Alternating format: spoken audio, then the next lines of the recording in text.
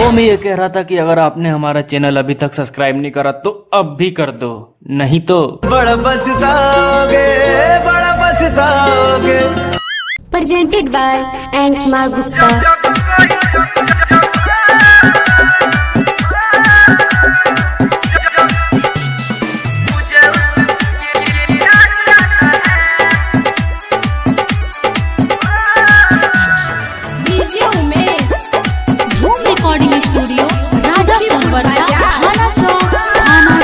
अब बीत गया वो जमाना जब था मैं किसी का दीवाना,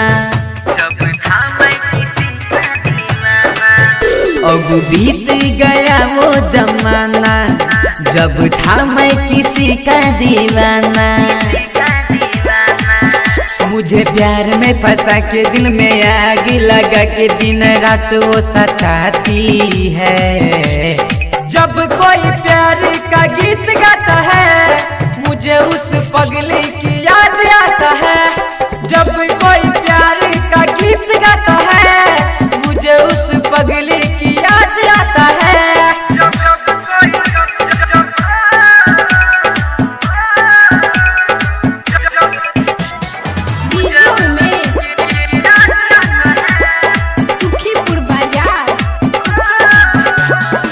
मेरी स्टोरी में था लब ज्यादा, वो शहजादी थी मैं शहजादा। मेरी स्टोरी में था लब ज्यादा, वो शहजादी थी मैं शहजादा। दिल पे तीर चला के वो पगली भूल गया मेरा प्यार वाला वादा।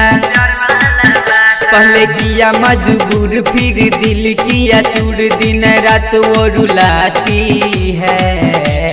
जब कोई प्यार का गीत गाता है मुझे उस पगली की याद आता है।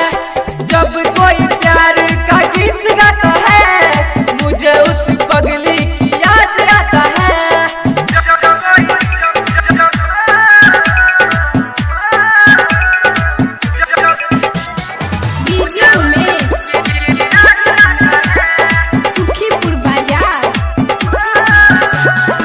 झूठे वो प्यार की सपना सजाई, क्या मैं बताऊं थी सनम हर जाई।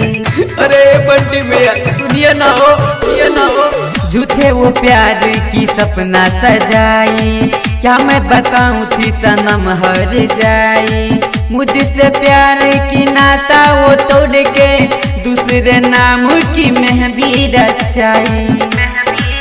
सुनो राइटर मनीष राम राहुल नीतीश बात सूरज बताता है।